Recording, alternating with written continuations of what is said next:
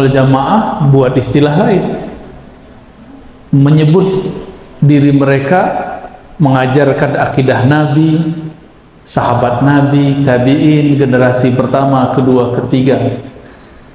Tapi kita tanya, mana buktinya? Bukti sanadnya mana? Silsilahnya mana? Mereka gak bisa datangkan, ya.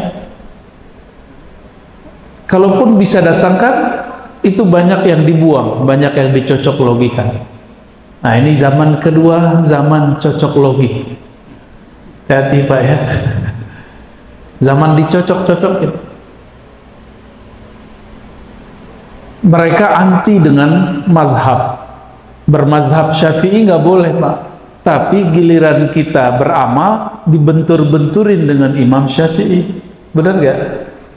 Mereka gencar mengatakan ajaran Imam Syafi'i yang ditinggalkan oleh Syafi'iyah. Ini logika apa ini? Mana mungkin pengikut Imam Syafi'i meninggalkan Imam Syafi'i? Yang terjadi mereka mencatut nama Imam Syafi'i. Imam Syafi'i membagi bid'ah jadi dua, mereka nggak terima. Dianggap Imam Syafi'i bertentangan dengan Nabi. Masuk logika lagi nggak Pak?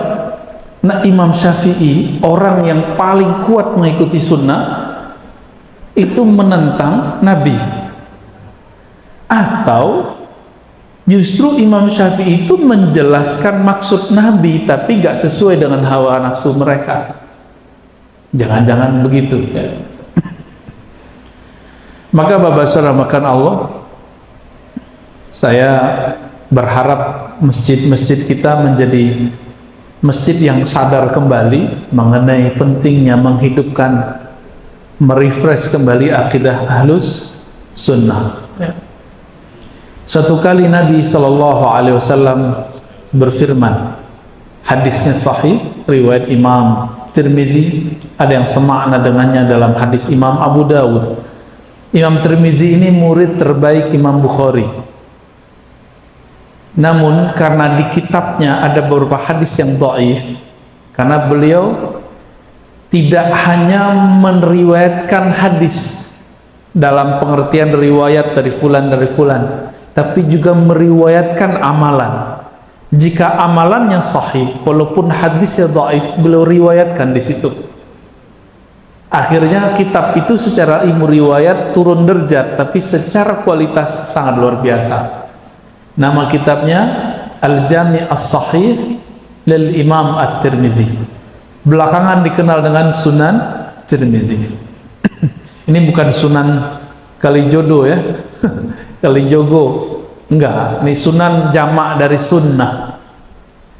Sunan jamak dari sunnah.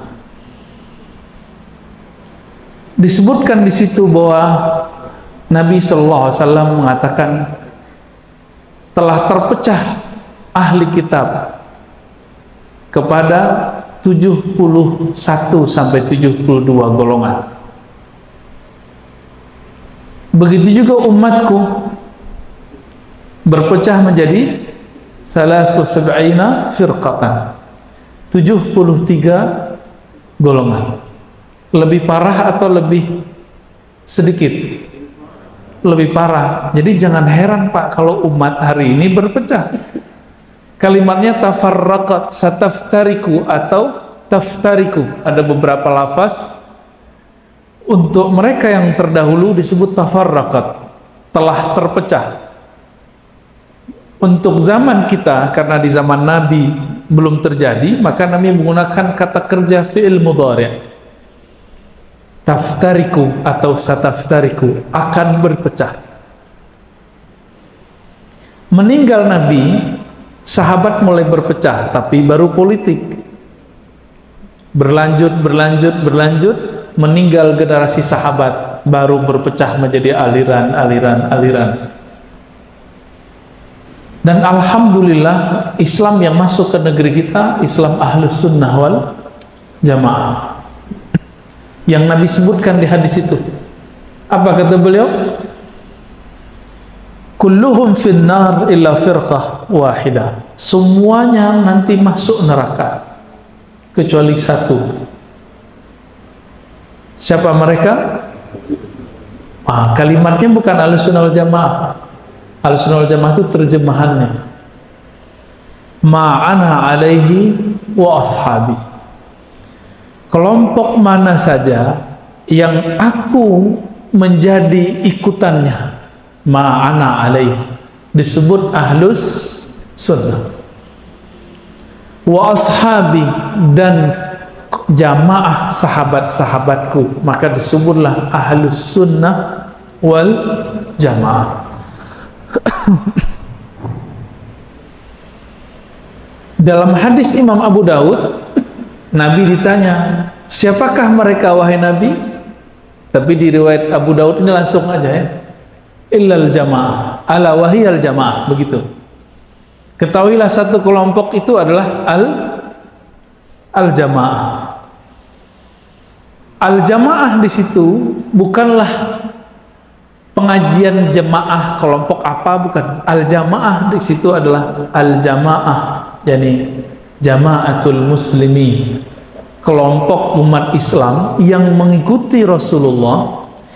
Jika mereka tidak ketemu Rasulullah, maka mengikuti sahabat Rasulullah. Kalau diteruskan, tidak ketemu sahabat Rasul, mengikuti murid sahabat Rasul. Itu maksud Nabi menyebut aku dan sahabatku, supaya suatu saat nanti jika ada orang mengaku-ngaku kami ikut Nabi, ditanya mana silsilahmu. Sebagaimana jika ada orang ngaku saya Habib, saya Sayyid, saya Syarif, tinggal ditanya mana silsilahmu, gitu. Kalau silsilah kita cukup ditanya kamu dari pesantren mana, itu cukup, Pak.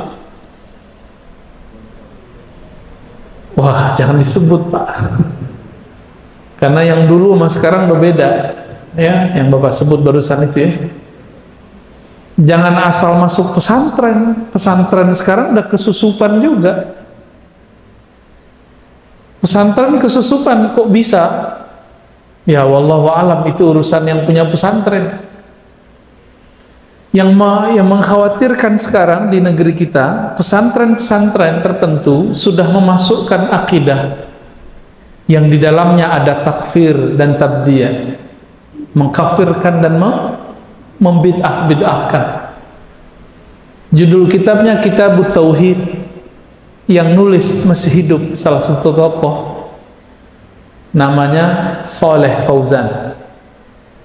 Maka tanya itu, Pak, mau masukin anak ke pesantren, tanya dulu kitab tauhidnya apa. Jika kitab tauhid ini siap-siap nanti anak-anak kita pulang, kita mulai diragukan sama dia.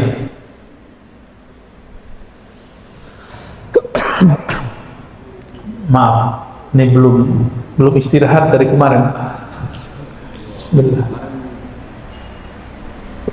Full dari subuh ketemu subuh lagi.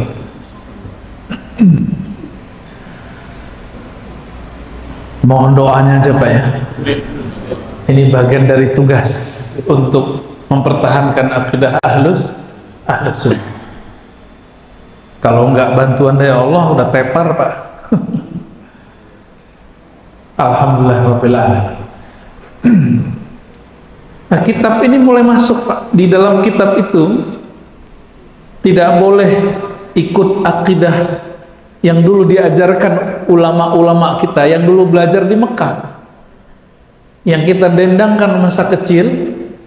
Allah wujud kidam baqa mukhalafatuhu lil hawadis. Namanya apa, Pak? Sifat 20. Itu dilarang sama mereka. Dulu ulama kita ngajinya di Mekah tuh. Dilarang sama mereka sekarang. Dianggap ini buatan Asy'ari, bukan buatan Nabi. Jadi mereka membenturkan ulama sama Nabi. Itu cara cuci otaknya. Yang paling lucu apa? Imam Syafi'i nggak ikut Asy'ari, Bukhari nggak ikut Asy'ari, 4 imam nggak ikut Asy'ari. Yaitu namanya jahilun. Maksud jahilun tuh nggak ngerti sejarah. Duluan Asy'ari itu Syafi'i. Bingung ya? Imam Syafi'i lahir 150 Hijriah. Imam Asy'ari 1 abad setelah itu baru lahir, 250-an.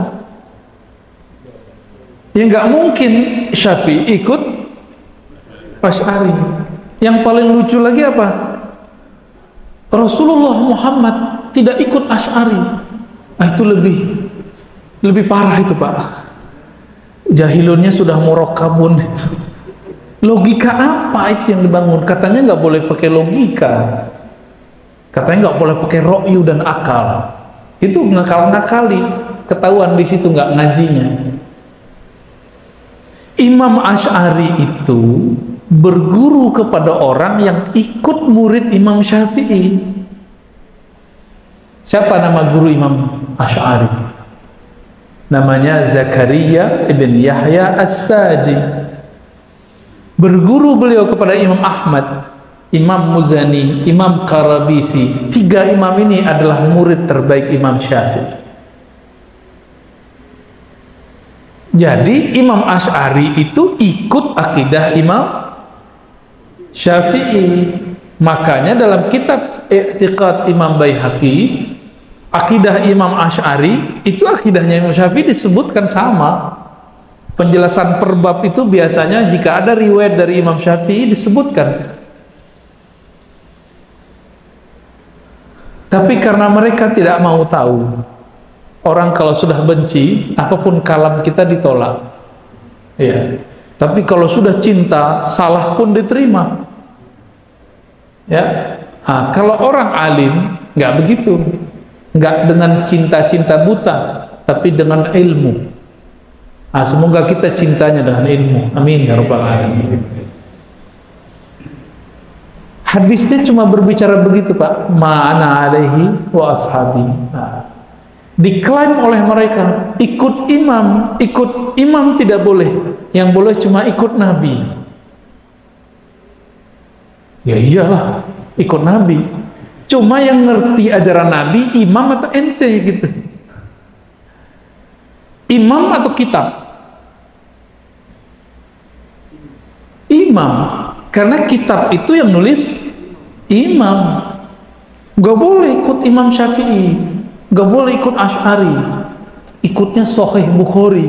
Lah Sahih Bukhari kitab siapa? Kitab Imam Bukhari. Tuh jawab pinter, Pak. Kitab Imam Bukhari. Imam Bukhari murid siapa? Imam Bukhari satu angkatan sama As-Saji tadi, cuma lebih tua. Berguru kepada murid-murid Imam Syafi'i, Imam Ishaq bin Rahawai, Imam Ahmad bin Hanbal, Imam Qutaibah, Humaydi. Tuh jadi banyak, Pak. Semoga pusing, pulang-pulang botak. Itu murid-murid Imam Syafi'i semua. Berarti Bukhari itu bukan sahabat Rasul. Imam Bukhari itu mengumpulkan riwayat dari guru-gurunya, sehingga terkumpullah jumlah gurunya 1.700. Tapi yang dia pakai riwayatnya tidak sampai 1.700. Imam Bukhari jaraknya dengan Nabi jauh sekali. Beliau lahirnya di akhir abad kedua, tahun 190-an, Pak. Kira-kira 194. Perkiraan, dulu kan gak ada KTP, gak bisa dicek di Dukcapil. Jadi ulama memperkirakan 194 lahir nih. Nabi wafat tahun berapa? Tahun 11. Makanya sekelas Imam Bukhari, supaya sah ilmunya Ahlus Sunnah, beliau mencari guru supaya terhubung kepada Rasul 1.700.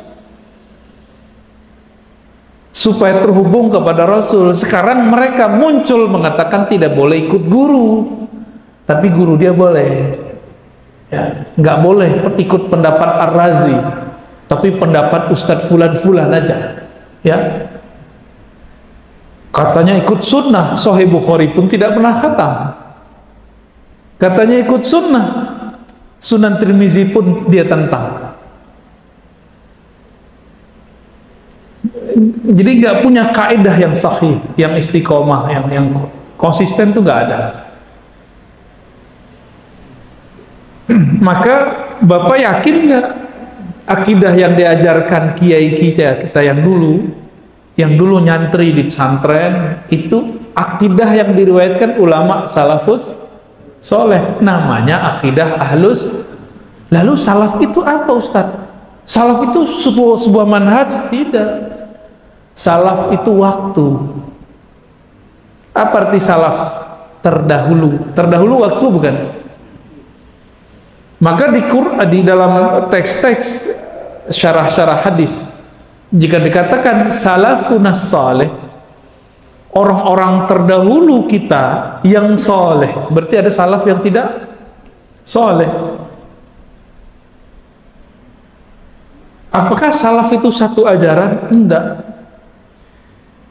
Mereka bagi salaf itu sampai 1300 tahun, bukan 1300, sampai tahun 300 Hijriah. Kita urai. Imam Abu Hanifah salaf bukan? Lahir, wafatnya aja deh 150 wafatnya.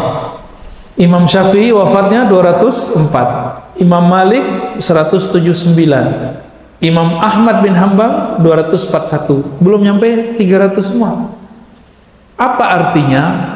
Imam-imam mazhab mengumpulkan ajaran ulama salaf, hasilnya beda Pak.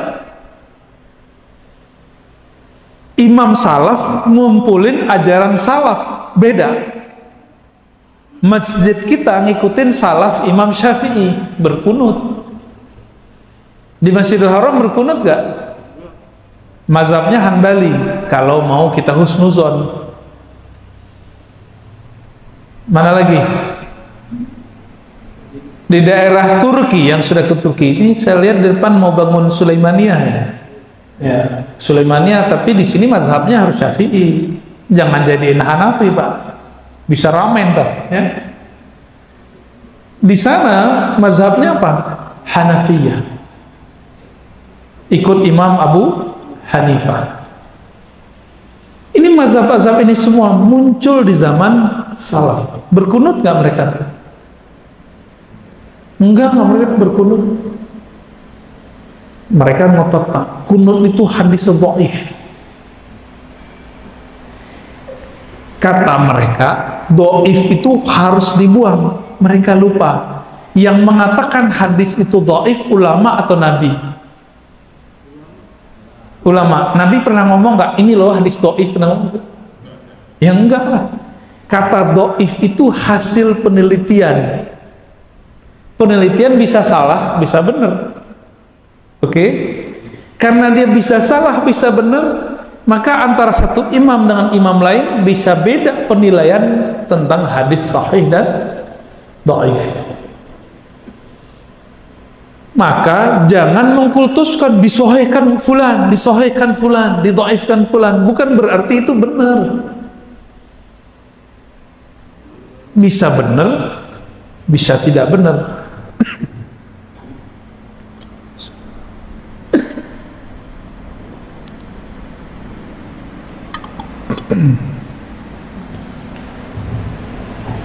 Saya 15 tahun Pak tinggal di pesantren hadis. Itu meneliti hadis sahih tidak sahih. Tiap hari kita meneliti. Itu penelitian saya sering beda sama guru saya itu. Saya bilang sahih, guru saya bilang dhaif. Loh, yang pinter yang mana? Ya gurunya lah. Berarti beliau tahu di mana kelemahan penelitian saya. Tapi mereka nggak mau tahu. Kalau sudah disahihkan Albani, maka mesti diterima. Kalau sudah didhaifkan Albani, mesti ditolak. Loh, Albani, Syekh Albani ini manusia setelah Nabi atau di masa Nabi? Tahun berapa Pak dia wafat Pak? Tahun berapa dia wafat? 99. Tahun 1999. Hitung aja hijriahnya berapa. Dia bilang dhaif. Imam Tirmizi bilang sahih, Bapak ikut siapa? Serius nih? Alhamdulillah, sahih berarti. Tapi mereka sekarang nggak mau tahu. Kalau Albani sudah berbicara, Tirmizi pun dibuang. Sekelas ustadznya nggak ngerti, Pak. Ada ustadz saya tanya, menurut kamu jika ada suatu hadis dha'afahul Albani sahahu Tirmizi, gitu bahasa Arabnya Pak, sok kerennya gitu kira-kira. Kita nguji dia pakai bahasa Arab saat itu. Apa jawaban dia? Harus ikut Albani. Saya senyum Pak, mau ketawa, tapi gimana? Ya. Kalau kata teman kita gimana? Mau ketawa takut dosa. Akhirnya saya tanya, Ustaz, ente tahu nggak siapa Imam Tirmizi? Ulama. Ya ulama apa? Udah nggak jelas. Asbun, asal bunyi. Akhirnya kita nu'arifu, kita kasih dia pengenalan. Imam Tirmizi itu murid terbaik Imam Bukhari. Murid terbaik Imam Bukhari itu ada Muslim, ada Tirmizi. Nah, ini salah satunya Imam Tirmizi. Imam Tirmizi ini pakar hadis sahih, hadis dhaif, hadis palsu, ngerti dia Pak. Kalau dia bilang sahih, berarti udah selesai persoalan itu di zaman salaf. Walaupun kita bilang sekarang dhaif. Contoh nih, ini sering saya contohkan di luar, karena paling fenomenal soalnya. Kalau anak-anak bayi lahir, cowok diapain Pak? Diazanin, bukan dikuburin ya. Diazanin Pak ya, benar. Itu pakai ikut siapa? Imam Tirmizi. Si Ar-Razi meneliti. Hasilnya apa? Hadisnya dhaif. Sama dengan Syekh Albani. Kata Ar-Razi dan Albani, hadisnya dhaif. Bapak ikut yang mana? Tirmizi beneran? Wah, bener nih Pak. Udah lolos Pak. Ngajinya udah berarti Pak. Itu hadis dhaif. Tapi Imam Tirmizi menemukan ulama salaf mengamalkannya. Maka di situ ada sebuah kaidah yang disampaikan oleh Imam Tirmizi. Sahihnya sebuah hadis bukan hanya sebatas kualitas perawi, tapi dicek isi hadisnya ada nggak pengamalan ulama sahabat tabi'in dan ulama salafus saleh. Jika ada, hadisnya langsung naik. Oleh kawan nggak sampai ilmunya ke situ karena dia nggak mengerti Imam Tirmizi gimana. Contoh lain, ini kan bukan mau Ramadan loh Pak ya. Tadi pengumumannya mau Ramadan nih. Kita mau Idul Adha, mau berkurban. Biasanya orang kita suka berkurban atas nama orang-orang yang sudah wafat yang dia cintai. Kata mereka, ini Islam Nusantara nih beginian. Nah bukan. Ini ada di Sunan Tirmizi Pak.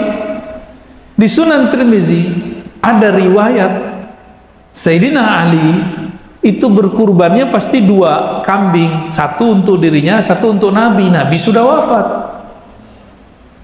Ditanya oleh beberapa sahabat, apa jawabannya? Beginilah perintah Nabi kepadaku. Hakaza amarani Rasulullah sallallahu alaihi wasallam.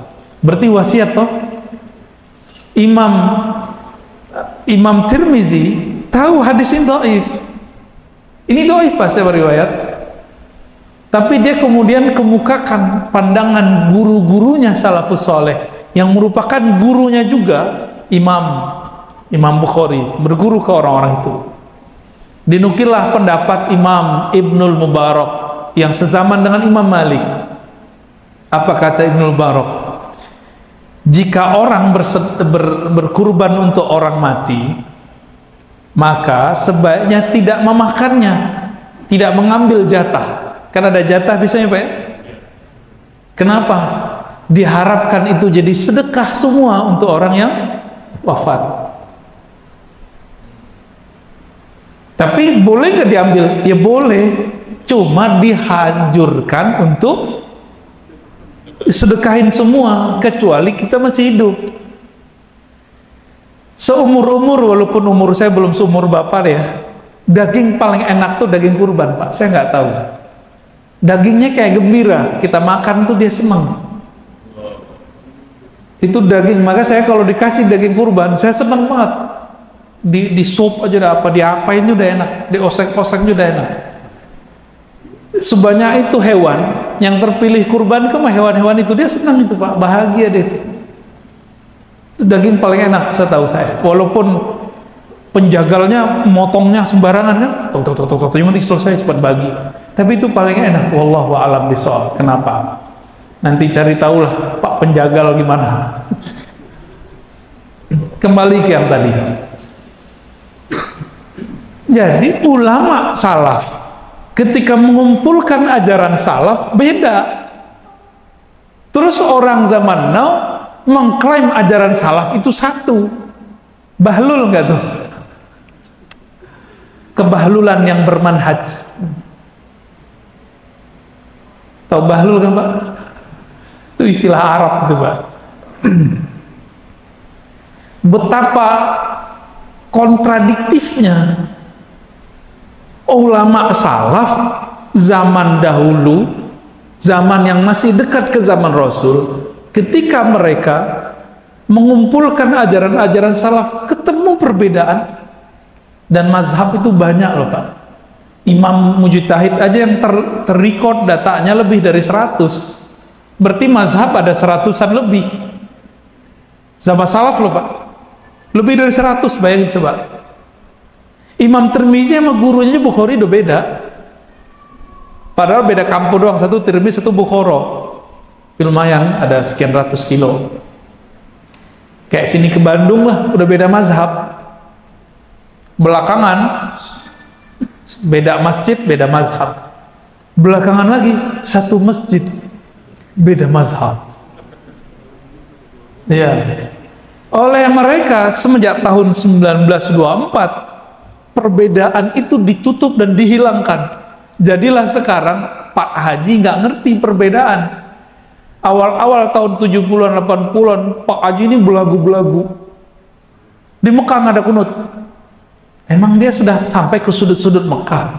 Dia kan tahu cuma Masjidil Haram. Di Mekah nggak ada doa jemaah.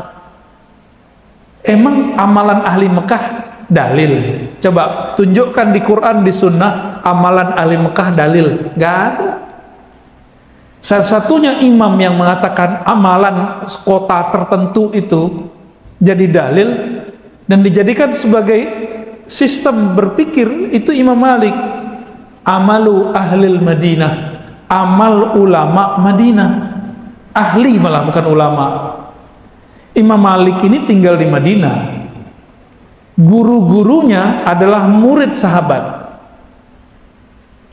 Murid sahabat berarti ngikut sahabat. Sahabat ikut siapa? Mereka tinggal di Madinah. Maka maksud dari amalan ahli Madinah adalah amalan murid-murid sahabat Rasulullah. Itu maksud Imam Malik. Tapi beda nggak? Beda Pak. Suatu kali datanglah Khalifah Abbasiyah kepada Imam Malik, meminta supaya kitabnya dijadikan rujukan utama dan sebagai undang-undang dasar kekhalifahan untuk hukum. Apa kata beliau? Tidak wahai Amirul Mukminin, di luar sana tersebar ajaran sahabat-sahabat Rasulullah yang berbeda dengan saya.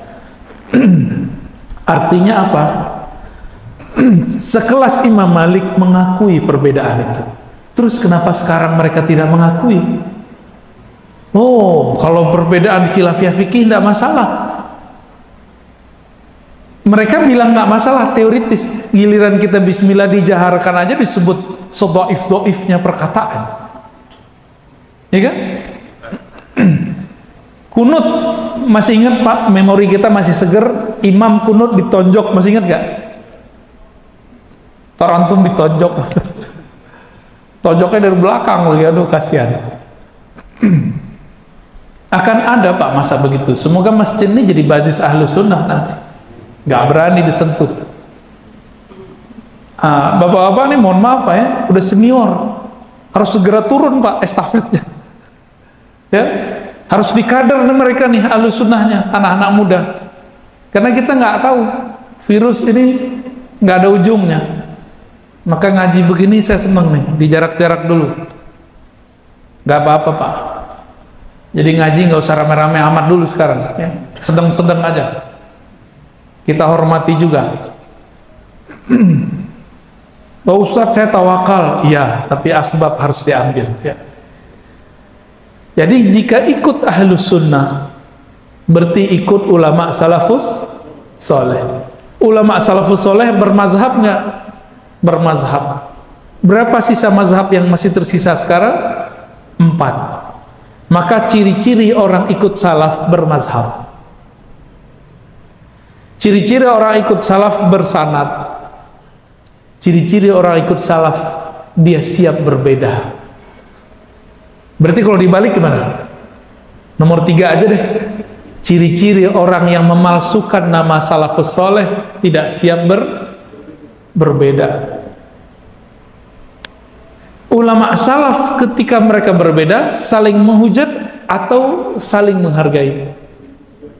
Ciri-ciri orang yang memalsukan nama salaf, mencatut imam salaf, ketika berbeda mereka adu. Maka sekarang mereka buat apa?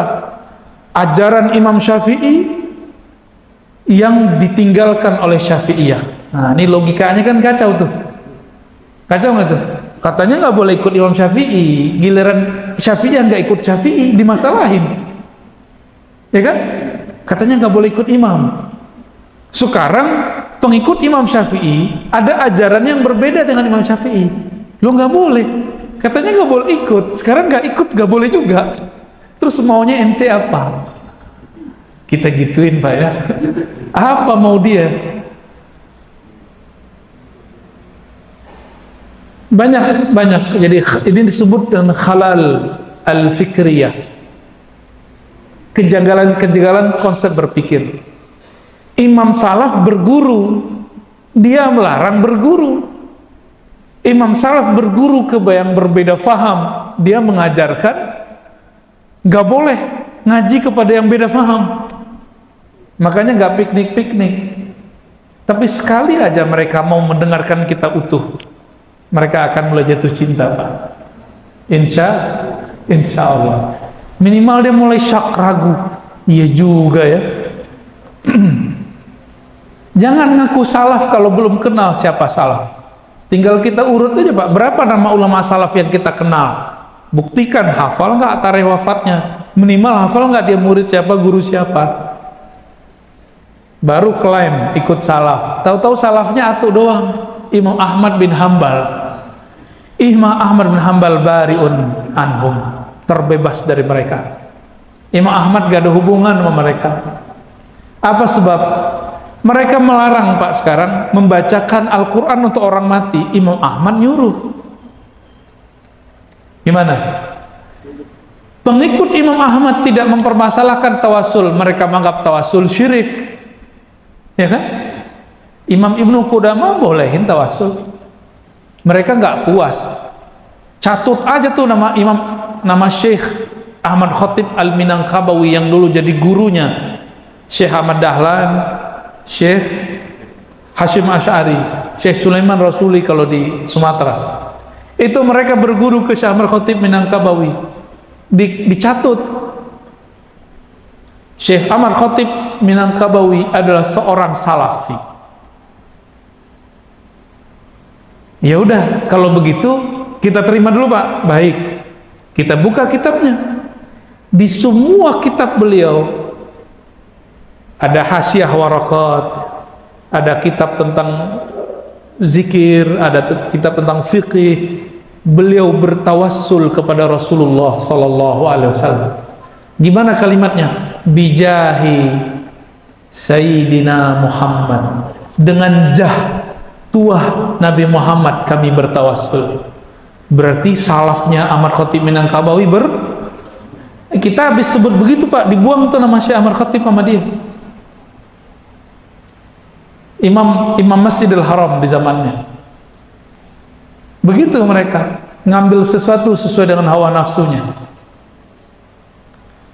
Jadi gimana Pak? Tambah mantap nggak nih mau berakidah Ahlussunnah? Tambah mantap nggak nih mau bermazhab Syafi'i? Jadi pada hakikatnya ikut akidah Imam Asy'ari, ikut mazhab Syafi'i, itulah ajaran salafus soleh. Itu sebenarnya, karena ada riwayatnya, ada sanadnya yang menjamin. Minimal Bapak tahu aja, nih kiai saya murid dari, misalnya kalau orang Betawi itu ngikut siapa dulu yang kiai Betawi di Jakarta Selatan? Buya Syafi'i Azami. Itu kan ngajinya ke Syekh Abdul Majid dulu ya, ke Syekh Marzuki, ke Syekh Yasin Al-Fadani, ternyambung udah ke Rasulullah udah. Atau misalnya tamatan pesantren tradisional, namanya Salafiyah juga ya, di Jawa, udah ketemu tuh langsung ke Syekh Hashim Asy'ari. Atau kalau di Sumatera Tarbiyah Islamiyah Sulaiman Rasuli, Syekh Sulaiman Rasuli. Kalau di Aceh Kedayak Syekh Mudawali. Kalau di Sulawesi ada Pak namanya Al Khairat, itu Habib yang langsung bawa. Marganya seingat saya Al Jufri. Nama komunitasnya Al Khairat. Di Jakarta ada muridnya perempuan. Muridnya langsung tuh. Saya ingat saya mulai langsung ya. Profesor Dr. Huzaimah, Rektor IIKI sekarang. Udah sepuh juga Pak. Masih aktif, diberkahi Allah hidupnya. Sama akidahnya semua. Di Lombok ada namanya NW. Jadi kalau di Jawa ada NU, di Lombok ada U-nya double, namanya W.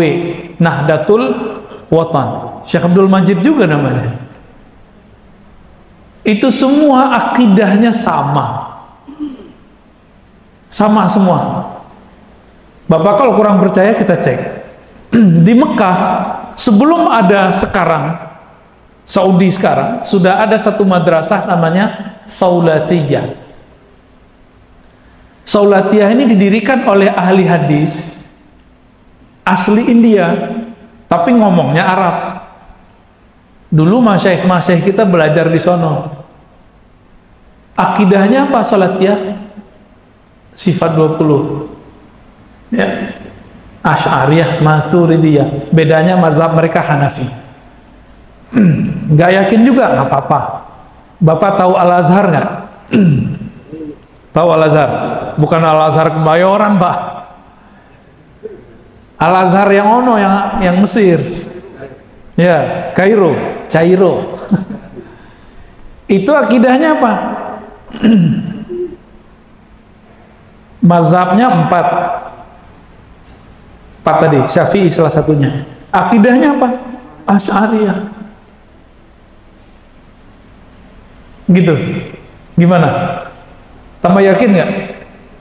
Bapak nggak yakin ke Afrika Utara, ke Tunis, Aljazair, sama ada di situ Imam Ibnu Ashur udah wafat, akidahnya Asy'ariyah, bermazhab Maliki. Nggak percaya juga ujung Maroko sono ada Syekh Talidi baru wafat, Syekh Abdullah Ghumari, ya. Mereka bermazhab Maliki. Jadi mau kemana kita pergi? Itu semuanya orang bermazhab dengan salah satu 4 mazhab tadi. Nah sekarang ini mau dibongkar sama mereka, ya langsung saja ke Sahih Bukhari. Lah turun pangkat namanya Pak. Imam Bukhari muridnya imam yang keempat Ahmad bin Hanbal. Paham di situ ya? Ya. Semoga ngebul. Tapi asik ya. Ngebulnya asik. Belum lagi bab yang satu lagi, bab kerohanian. Salah satu khas dan kesempurnaan Ahlussunnah wal Jamaah adalah mengajarkan ma'rifatullah, mengenal Allah melalui kolbu, ruh. Dan yang mahal Pak, sholatnya udah ikut Syafi'i nih, akidahnya udah ikut Imam Asy'ari, sekarang zikirnya ikut siapa? Maka kemudian Hadratus Syekh Hashim Asy'ari nulis dalam risalah Ahlussunnahnya, dalam bab tasawuf mesti ikut Imam Junaid, Imam Ghazali, dan Abul Hasan Syadzili yang sekarang disebut dengan Thariqah Mu'tabarah, Thariqah yang sahih. Jadi boleh Pak ikut Thariqah, Bapak ikut Thariqah Naqsyabandi boleh, Syadzili boleh, Qadiri boleh, tapi jangan ikut-ikutan dengan perdebatan mursyid atau petinggi-petinggi masalah siapa yang jadi mursyid. Itu gak usah ikut-ikutan, kita zikir sama mengenal Allah aja. Cuma sayang, tarekat-tarekat sekarang kebanyakan berhenti di ritual latihan riyadhah dan mujahadah. Tidak semuanya menghantarkan muridnya kepada ma'rifatullah. Udah sibuk di ijazah-ijazahan zikir. Lama jalannya kalau begitu ya. Maka dengan ini lengkaplah ajaran ahlu sunnah itu mesti berfikih. Fikih apa tadi? Minimal kita fikih berani Pak pindah mazhab. Satu mazhab aja belum ngerti. Coba di sini udah pernah khatam belum satu kitab kecil Manatan Takrib? Kalau mantan sudah banyak saya lihat di sini ya. Matan Takrib aja belum selesai mau pindah mazhab, apalagi mau membatalkan mazhab. Ini nggak tahu diri dia ya. Ini zaman mana dalilnya ya? Bener. Kitab yang tadi kitab kecil, kesimpulan dari dalil, maka nggak ada dalilnya. Kalau mau kitab dalil tebel-tebel, yang kecil aja belum khatam di sini. Dikasih kitab dalil namanya Bulughul Maram, mereka pretelin di Bulughul Maram ada ajaran berkunut. Itu mereka karena hadisnya yang dhaif, mereka anggap itu dibuang. Ternyata antara ahli fikih dengan ahli hadis itu beda perspektif Pak masalah hadis. Bagi ahli hadis dhaif buang. Tapi kalau dia ngerti fikih, enggak semua hadis dhaif dibuang. Mana buktinya? Imam Bukhari masih meriwayatkan dan menggunakan hadis dhaif dalam kitabnya Tarikh, dalam kitabnya Al-Adab Al-Mufrad untuk adab. Tadi imam siapa? Tirmizi. Sebelum Imam Bukhari ada imam siapa tadi? Ahmad bin, dalam kitab dia Musnad Ahmad itu ada hadis dhaif. Imam Ahmad berguru ke Imam Syafi'i. Imam Syafi'i di dalam kitab Al-Umnya itu ada hadis dhaif. Tapi menurut beliau bisa dipakai, sudah sahih versi beliau. Beliau punya guru Imam Malik, di dalam kitab Imam Malik, kitab apa namanya? Al-Mustadrak, ada hadis dhaif. Imam Abu Hanifah punya kitab Musnad, ada hadis dhaif. Maka ulama salafus soleh sepakat menggunakan hadis dhaif. Mereka membuang semua hadis. Giliran kita tanya, Imam ente dalam kitab Tauhid menukil hadis dhaif. Syekh Muhammad bin Abdul Wahab, yang nama Wahabi diambil dari nama dia, itu menukil beberapa kalam berdasarkan hadis dhaif. Nggak percaya deh Pak, karena yang ngomong Ar-Razi. Cek aja sendiri. Nanti cek yang ngomong dhaif itu langsung imam mereka namanya Albani. Makanya versi Albani itu kitab tauhid yang dipakai oleh mereka ini itu dianggap masalah. Kenapa? Hadisnya ada yang dhaif. Masa menggunakan hadis dhaif dalam bab akidah? Kita aja bab fikih dibantai-bantai setiap hari. Ya.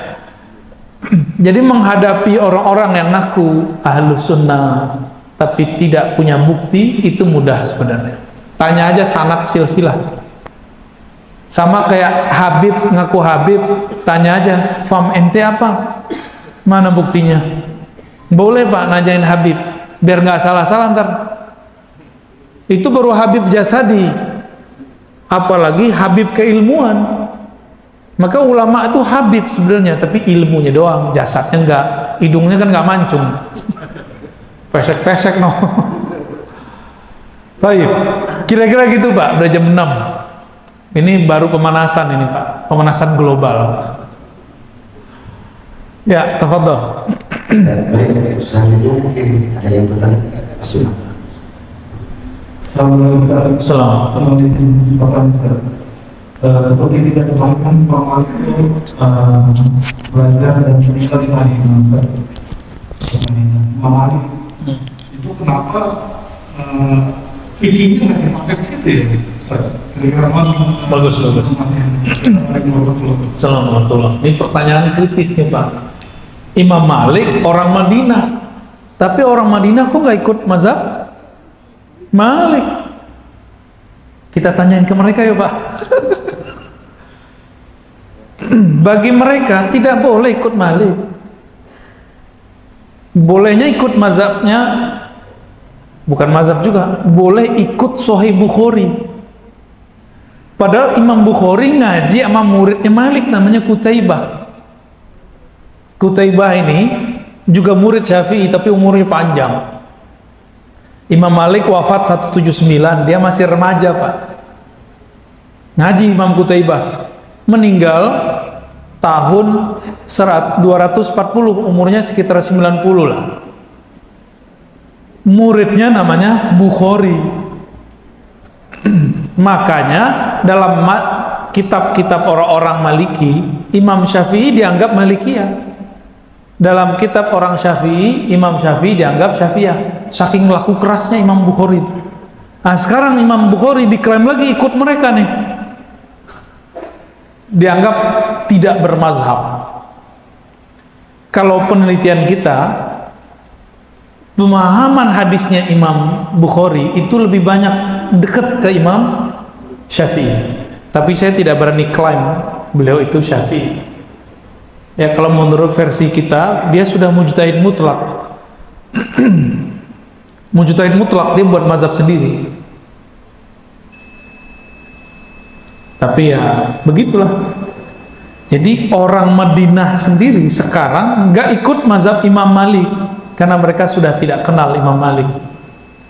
Yang mereka kenal sekarang manhaj salaf. Jadi mereka menolak keberagaman salaf. Bagi dia cuma ada satu manhaj salaf, dan itu adalah kebohongan nyata atas nama salafus salih. Ya.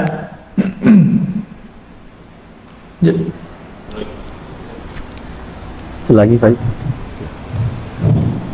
Assalamualaikum warahmatullahi wabarakatuh. Salam. Jadi pengajian pertama kali ini rasanya sangat menarik sekali. Terutama bagi kami yang awal. Jadi dari penduduk Indonesia yang mayoritas Muslim, tetapi dalam bermacam macam. Mungkin bagi orang-orang yang sudah keluar dari pesantren, dari perguruan tinggi yang sudah mapan, itu bisa mungkin hampir mereka mengetahui semua masalah. Tapi bagi kita Indonesia yang hanya belajar kepada guru, dan guru itu kita tidak tahu ini belajarnya apa. Sehingga saya mulai dari itu dia belajar itu. Memang kita tahu pokoknya itu dua. Jadi Al-Quran dan hadis itu yang kursi, itu yang kita katakan. Kita takut melenceng. Kalau kita pegang hadis ini, saya katakan sekalian balik sekali. Yang tahu yang ujungnya begini, orang kita sama. Yang tahu ujungnya ini, kalau ini yang benar. Nah, oleh karena itu, bagaimana supaya kita itu di dalam melaksanakan ibadah jangan terlalu melenceng dengan sebenarnya yang diharapkan oleh kita. Yang kita pegang apa? Kalau saya terus terang, saya berkorban Al-Quran dan hadis yang kursi gitu. Yang lain kan saya tidak pegang dan juga saya takut melenceng gitu. Kita orang-orang. Bagaimana caranya itu? Terima kasih. Assalamualaikum. Bagus Pak. Kegalauan Bapak ini dirasakan mereka karena mereka takut langsung ajalah ke Al-Quran dan Sunnah. Tapi mereka lupa Al-Quran itu yang memberikan, yang menyampaikan ke kita itu langsung Allah datang ke Bapak atau lewat ulama Pak? Lewat ulama atau Bapak dapat wahyu lagi? Berarti jika kita ikut Al-Quran tetap saja lewat ulama. Hadis tadi saya udah cerita, yang ngumpulin hadis siapa? Imam Bukhari itu nabi atau bukan? Murid nabi atau bukan? Jarak dia dengan nabi hampir 2 abad. Berarti tetap saja jika kita ikut hadis nabi, kudsikah atau bukan, tetap saja ikut lewat imam. Ini contoh kasus sederhana, Pak. Di Quran cara sholat subuh ada nggak? Nggak ada. Maka kalau saya mengatakan saya capek ikut imam, banyak perbedaan, saya langsung Quran aja. Nanti Bapak sholat tuh bingung. Mulainya dari sujud apa dari ruku? Yang detail di Quran cuma wudu, Pak. Wudu jelas, surah Al-Maidah. Jelas itu. Tapi giliran sholat, jangan-jangan ntar Bapak mulai dari sujud dulu. Kayaknya sujud paling keren, saya sujud dulu. Enggak. Di Quran cuma dikatakan aqimis shalah, dirikan salat. Ada ayat warka'u ma'ar raki'in, rukuklah bersama orang yang rukuk. Ada wasjudu, ada wasjud waqtarib, macam-macam. Bisa-bisa Pak, bingung kita nanti. Maka ayat itu diterjemahkan oleh baginda Nabi SAW.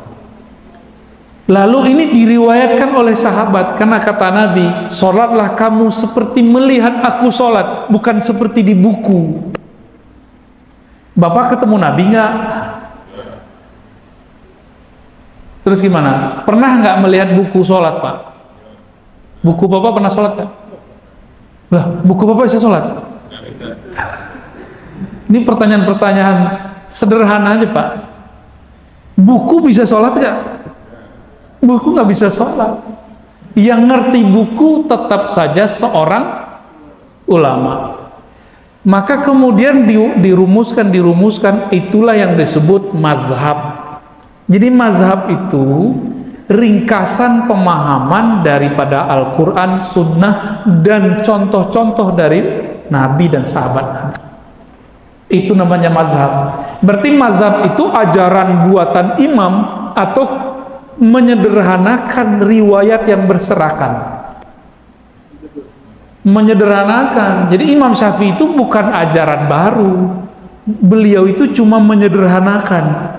Beliau kasih tawaran, nih hasil penyederhanaan saya. Kalau nggak mau ikut nggak masalah. Bapak buat sendiri boleh. Nanti sujudnya duluan paling. Ada nggak di Quran dan di Sunnah? Di Quran aja dulu. Kalau masuk subuh harus azan. Adanya di hadis. Ya kan? Hadis sendiri, cara azan macam-macam, Pak. Azan kita ini diperdebatkan oleh mazhab yang lain karena riwayatnya berbeda-beda. Sebanyak itu riwayat, imam kita pilihkan nih riwayat yang paling bagus kamu pakai. Saya alhamdulillah, Pak, hampir tiap hari baca kitab hadis. Tapi tetap membutuhkan penjelasan imam. Kecuali Bapak udah nggak butuh, Pak. Ya, untung Bapaknya senyum, Pak. Ya, lanjut. Terjawab, Pak, ya. Jadi jawabannya adalah pertanyaan. Assalamualaikum warahmatullahi wabarakatuh. Bagaimana menyikapi perbedaan-perbedaan yang memang beberapa tahun belakangan ini terasa kita ada di terutama di masjid ini, DKM sampai tidak berani mendatangkan orang guru yang memang berbeda karena khawatir kita mengikut perbedaan itu. Menyikapi yang terutama yang selalu menyalahkan kita pakai pakaian aja yang enggak itu salah ya. Kita tahlil ini salah ya. Kita baca Quran ini salah ya. Sampai itu salah ya. Iya. Karena ceritanya tentang neraka dan surga, ceritanya seperti itu. Bagaimana kita bolehkah kita menolak orang-orang yang memang terutama DKM di sini kita terasa sekali tidak mendengarkan guru-guru yang mereka usulkan seperti itu di kelas. Itu bagus, bukan boleh. Bagus. Karena pengalaman di mana aja Bapak buka celah, itu konflik tidak ada kesudahannya. Saya kan muter aja di masjid-masjid, Pak. Kerjaan saya dari masjid ke masjid aja. Ntar pas weekend baru saya ke kampus. Selebihnya masjid, majelis. Memang tugasnya begitu. Nah, masjid-masjid kita sekali Bapak biarin konflik. Karena apa? Karena mereka anti toleran. Ada orang berbeda sama kita, tapi dia toleran, itu terima aja, Pak. Tapi ini kelompok intoleran, mau ngundang masalah. Jadi itu bukan masalah picik nggak picik, itu masalah Bapak menjaga kemaslahatan atau tidak. Jadi pengurus harus punya pendirian. Bapak beda guru itu yang 3 aja, Pak. Mazhab, akidah, tasawuf, itu aja digilir. Tafsir, hadis, udah gitu aja digilir. Jadi nggak mesti orangnya berbeda faham, ya berbeda mazhab boleh. Jadi silahkan dikelola, karena nanti dipertanggungjawabkan, Pak, di akhirat. Nah, Bapak yang berjuang, intan surullah yang surkum. Ya kalau terjemahan bebasnya, kamu tidak akan diperjuangkan Allah sampai kamu memperjuangkan ajaran Allah. Semoga nih pengurus ini dicatat sebagai pejuang di sisi Allah. Ya, saya juga pejuang juga berdoanya. Tapi biasanya jadiin tumbal, Pak. Kalau ada konflik baru kita diundang, ngadem-ngademin. Biasanya begitu. Dulu pas tahlilan, waktu saya masih remaja, tapi sudah meninggalkan ekstrim itu. Tahlilan, kalau di tempat saya, tahlilan itu makanan itu dihidang, kayak makanan Padang, Pak, hidang. Kayak kita masuk ke rumah makan Minang, Padang tuh begitu, gak dihidang gak? Ngomonglah satu orang, itu makanan kalau nggak diangkat kami nggak naik. Tuh umur saya baru 18 tahun tuh, Pak, udah ngurusin yang gitu-gituan sampai sekarang nih belum beres-beres. Kita kirain masalahnya kecil, tambah gede. Jujur saya sudah bosen ngomong tentang bid'ah apa, mazhab apa, tuh bosen. Cuma sayanya bosen, bapaknya kan belum bosen, ngerti aja belum, ya kan? Kayak tadi Ustadz sih tamatan Universitas Islam pesantren, kami enggak. Ya saya kemudian jadi ya mundur lagi, kita yang tadinya udah kabur, kita balik lagi, Pak. Di kampus saya diketawain, Pak, ngomong beginian. Di pesantren saya diketawain ngomong tahlilan lagi. Hari gini ente masih ngomong begituan. Digituin, Pak, saya. Ya kita jawabnya gimana? Ente sih orang pinter, nggak butuh. Kita sih kurang pinter, masih butuh. Diam juga, Pak, dia. Jadi ada ego orang pesantren. Umat doa kacau begini, dia bilang hari gini masih ngomongin itu. Itu ego mereka, ego intelektual. Nganggap masalah itu beres pada dirinya, lalu tidak mau memperjuangkan orang lain. Keilmuan yang bikin ego. Nah, saya sudah menurunkan ego itu sedikit, ada dikit, Pak. Karena ada males juga ngomong beginian. Baik, ada lagi? Sebentar.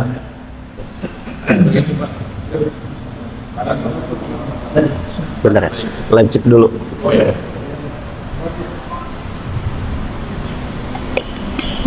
Baik, Buya, ini ada pertanyaan daripada jamaah Buya melalui live chat kami dari Khalila Zahira Siregar. Beliau bertanya, apa saja contoh ajaran dalam buku akidah Sholih Fauzan yang takfiri atau tabdi yang diajarkan di pesantren yang Buya sebutkan tadi? Satu, Tawasul syirik. Syirik kafir nggak Pak? Kafir. Dalilnya surah Al-Bayyinah ayat 1. Innal ladzina kafaru min ahlil kitabi wal musyrikin. Sesungguhnya orang-orang yang kafir dari kalangan ahli kitab dan musyrik. Maka musyrik itu kafir. Saleh Fauzan mengatakan pelaku tawasul di luar yang 6, disebutkan ada 6, yaitu tawasul dengan kemuliaan Nabi, ulama, wali, itu dianggap syirik.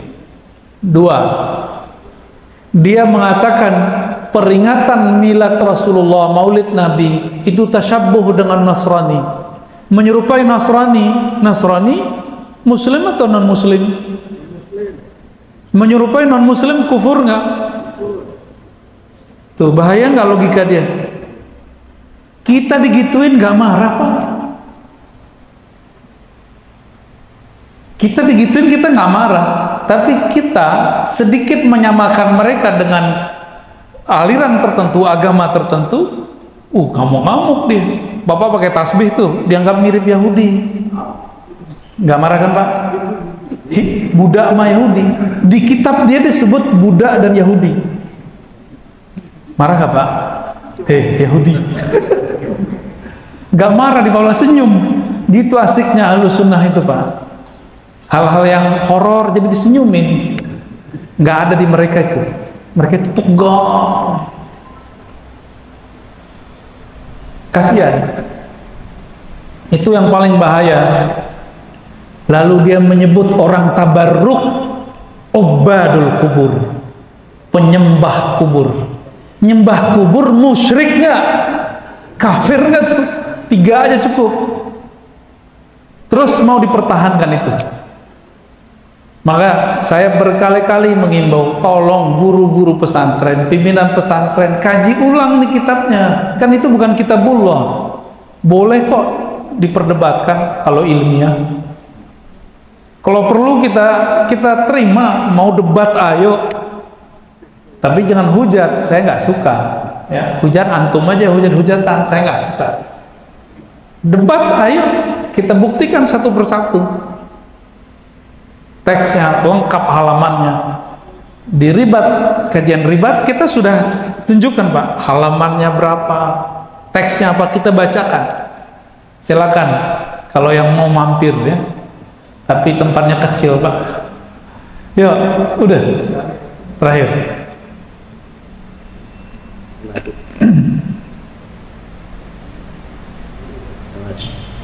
Terima kasih Ustaz. Assalamualaikum warahmatullahi Assalamualaikum. Ingat apa yang disampaikan Pak Ustaz tadi, ikut sekali aja di belakang cinta. Saya tadi berpikir bahwa jadi pengurus masjid itu tidak sesulit apa yang kita bayangkan. Jadi ternyata pada suatu saat ada suatu pengajian, tidak lagi dari pengajian di Pak. Lalu kami mencoba menjawab dengan sedikit informasi saja.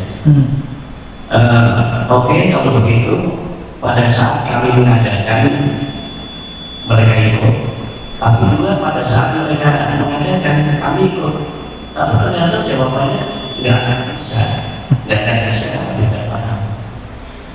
Nah pada akhirnya bahwa ini adalah milik bersama, ini milik bersama, tetapi kebersamaan tadi tidak kami sampaikan gitu kan. Jadi kalau mereka mengadakan kami ikut, kami mengadakan mereka ikut, ternyata jawabannya tidak bisa, sekali lagi jawabannya tidak bisa. Pada akhirnya bahwa itu nanti akan dituntut keadilannya di sono. Oh Bapak diancam? Bukan dia bilang dia. Ya itu namanya panitia pengadilan akhirat Pak. Ya artinya bahwa saya masuk neraka lagi. Waduh. Cuma kalau mereka menyampaikan secara ya secara Nah sekarang ini terserahnya masih ada juga ini masih diuji bagaimana ini juga tetap bisa dipakai bersama. Jadi kira-kira bagaimana mengantisipasinya. Terima kasih. Buat MOU Pak, kayak tadi buat tulisan itu kesepakatan. Oh ini masjid bersama, iya oke. Maka kita ngajinya juga harus bersama. nggak akan mau. Kita kan udah cobain Pak di Bintaro. Ini kan dekat Bintaro kan, di Bintaro jauh. Pondok Aren, kirain Pondok Aren dekat mana? Atau Ciledug. Iya. Mbak tegas aja. Bahasa diplomatis masih dipermainkan. Langsung aja. Jika kamu merasa ini masjid bersama, ikutin kami ikut Anda. Kalau enggak, sudah cut. Ya, gitu aja. Karena mereka dimanapun sudah masuk, itu semua yang lain dipinggirkan. Beda sama Bapak ini. Bapak kalau ini mau mengayomi, niatnya mau mengayomi. Sekali diayomi, minta hati, dikasih hati, minta jantung, begitu. Dari mana-mana begitu. Karena kemaslahatannya kurang, ya pintar-pintar aja. Pintar-pintar aja ngajaknya dan menolaknya. Ini bagi mereka, saya ini ahli syubhat, Bapak ini ahli bid'ah. Jadi ahlus syubhat wal jamaah. Maka wajar mereka nggak mau ikut kajian kita. Gitu Pak. Bapak ini ahli syubhat, itu celananya di bawah mata kaki. Neraka itu Pak. Bapak tadi saya lihat nggak ada jenggot kan? Saya masih ada jenggot Pak. Tapi jenggot saya dianggap nggak sunnah. Apalagi Pak Imamnya, coba lihat mana jenggotnya dia, nggak ada.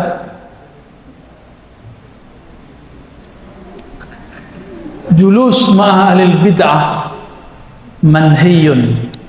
Duduk bersama ahli bid'ah itu terlarang. La tujalisu ahlul bid'ah. Begitu kata Imam Ahmad bin Hanbal. Jangan duduk bersama ahli bid'ah. Tapi Imam Ahmad bermaksud begitu adalah kelompok yang berbeda aliran akidah. Kelompok yang disebut Qadariyah, yang menolak takdir. Mereka mengambil kalam itu lalu dipretelin sesuai nafsunya dan mengatakan ahli bid'ah di situ yasinan, tahlilan, kan nggak nyambung. Nggak nyambung Pak, pakai tasbih, nggak nyambung. Ini fikih, yang itu akidah.